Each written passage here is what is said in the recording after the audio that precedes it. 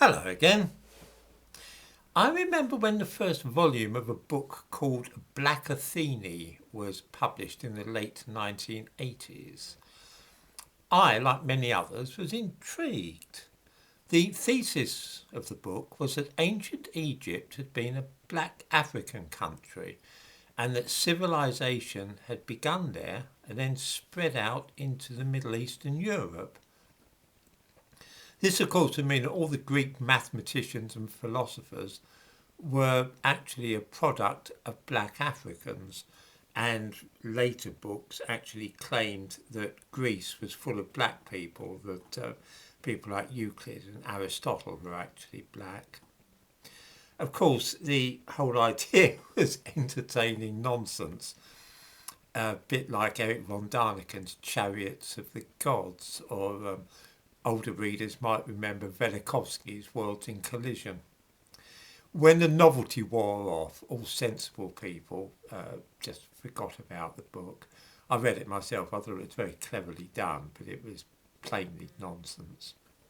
Since then, of course, DNA tests have been carried out on a lot of Egyptian mummies, spanning a period of well over 1,000 years, about 1,300 years, right up to the Roman period. They show that ancient Egyptians were genetically similar to those living in the Middle East and what is now Turkey, and have absolutely no connection with sub-Saharan Africa. It's only later DNA that came in after the Arab conquests. The black African DNA in North Africa now is almost certainly from slaves that were brought up. So, I mean, people like Sadat, I don't know if anybody here remembers President Sadat, who actually looked a little bit African, and the Egyptians made jokes about him. His African ancestry is very recent. He wasn't anything at all like the ancient Egyptians. The idea, though, that Egypt was a black country is rather embedded in the black history dialogue. It's something that crops up all the time, and the idea that mathematics and so on was invented in Egypt, which was a black country, and that Europe owes everything it has to black Egypt's ideas in ancient times. Here's a children's book which is quite popular in schools and children's libraries. It was published in 2019 by Franklin Watts, who do a lot of children's non-fiction. They used to be quite a respectable publishing house. You will see it's called Black History Matters. And yet inside we find pages and pages about ancient Egypt. The suggestion being that it's part of black history.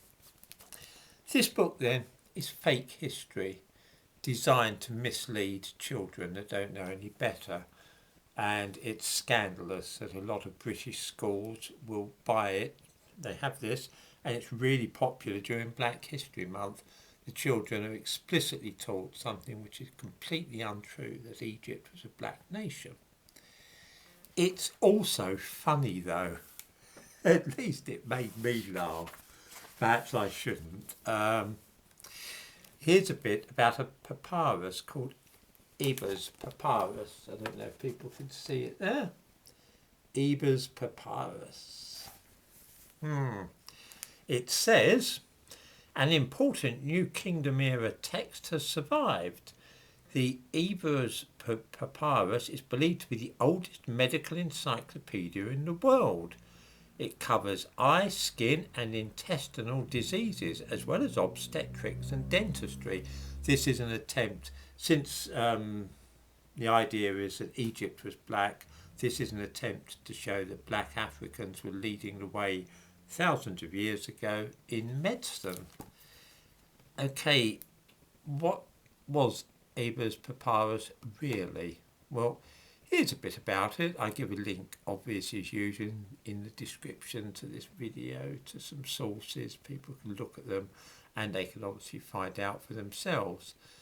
Eber's Papyrus, it says here, the scroll contains some 700 magical formulas and remedies to cure afflictions.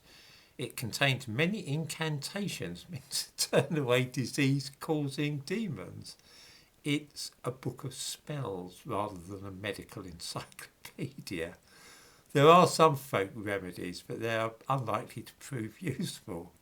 For example, half an onion and a froth of beer is considered a delightful remedy against death. I should have to try that one. What else do we have here? I mean, I could go through this entire book. It's really shocking. Ethiopia is featured, of course, the Aksumite kingdom. The Aksumite kingdom of Ethiopia is described, but with no mention of the fact that this was an Arab colonial enterprise which covered part of Yemen as well. Nothing about the fact that the languages of Ethiopia today are consequently similar to Arabic. It is presented as a purely indigenous black African kingdom, which is dishonest and misleading. I don't know whether the author actually knows anything about the Aksumite kingdom. Probably not. If this were a purely African civilization, then I would not be able to understand any Amharic or Tigrinya. The very fact that I can do so tells us at once that this kingdom was founded by people from the Middle East. The people there spoke a Semitic language. The same trick, of course, is pulled with the Swahili coast. Have patience for a moment, because this is again scandalous. Here, there's two sides here about the East African coast, and it's described it as the Swahili coast, the great Swahili cities. We are told of great Swahili cities, and the impression once again is given that this is an indigenous African civilization. Perhaps the author doesn't know that the very word Swahili, which is used now for the language in East Africa, is a corruption of the Arabic word relating to coasts, Swahili. This is a clue as to the origin of the Swahili culture. Another is this picture of an ancient mosque. I don't know if we can see it here. The Swahili coast was ruled over by a sultan, and it was the Omanis who were the dominant group. We are told that steel was the main product that was shipped from East Africa to India, but that is absolute rubbish. It's sheer invention. The main product shipped to India was slaves. This wouldn't fit in, though, with the fellow who wrote this book's version of history. He's Caribbean, and he's determined that the only mention of slavery should be in connection with the transatlantic slave trade.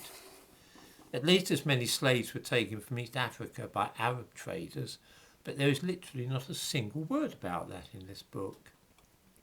After a bit about the East African coast, without mentioning slaves, we then have pages and pages about the transatlantic slave trade. The alarming thing, or terrifying thing about misleading stuff like this, is that it is what children at school are taught these days. The achievements and history of the Arab people from Yemen who created the Aksumite kingdom are simply appropriated and attributed to black Africans, and the same is done for the empire of the Omanis. This, then, is the world of black history.